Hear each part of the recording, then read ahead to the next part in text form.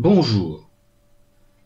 Dans la vidéo précédente, nous avons appris à utiliser les titres préenregistrés pour finaliser la présentation d'un document.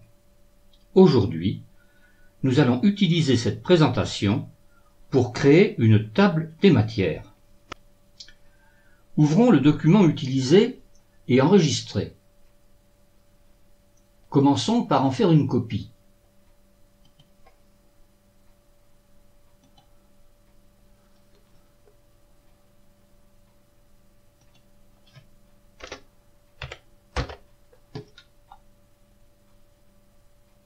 Pour éditer la table des matières, choisissons l'endroit où nous souhaitons inclure la table des matières.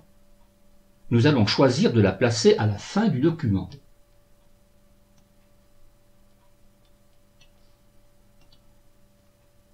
Dans la barre des menus, cliquons sur l'onglet Insertion. Puis, dans le menu déroulant, cliquons sur Saut de page pour ajouter une nouvelle page. Cliquons à nouveau sur l'onglet Insertion dans la barre des menus. Dans le menu déroulant, cliquons sur Table des matières et Index. Puis, dans le nouveau menu déroulant, cliquons sur Table des matières et Index ou Bibliographie. Dans la nouvelle fenêtre, vérifions les paramètres. Nous pouvons, si nous le souhaitons, donner un titre à la table des matières. Choisir de modifier les paramètres de la table, puis nous cliquons sur OK.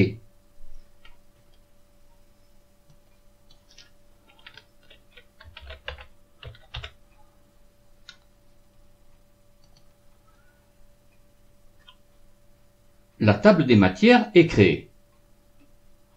Observons la table des matières. Nous remarquons que les deux sous-titres de niveau 2 au chapitre 19 sont en retrait par rapport au titre de niveau 1. Nous observons également que les numéros de pages sont indiqués en regard des différents chapitres sur la partie droite de la table. Si nous modifions le document, nous serons amenés à actualiser cette table. C'est ce que nous allons voir maintenant. Commençons, par exemple, par modifier l'interligne des paragraphes dans le document. Allons dans Format, dans Paragraphe, et pour l'interligne, mettons 1,5 et cliquons sur OK. Cliquons également sur Actualiser le style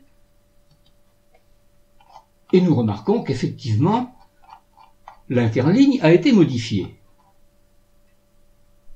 Si nous retournons vérifier la table des matières, celle-ci n'a pas été modifiée. En face du chapitre 34, la page indiquée est toujours la page 26. Faisons un clic droit sur la table des matières et cliquons sur Mettre à jour l'index. Et nous observons maintenant que les chiffres ont bien été modifiés. Nous constatons donc que la numérotation a été mise à jour.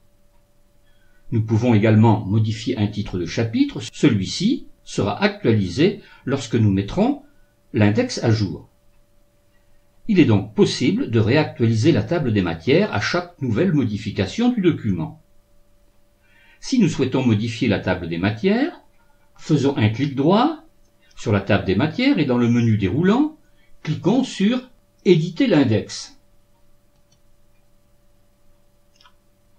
Si nous souhaitons la supprimer, toujours dans ce même menu déroulant, cliquons sur Supprimer l'index.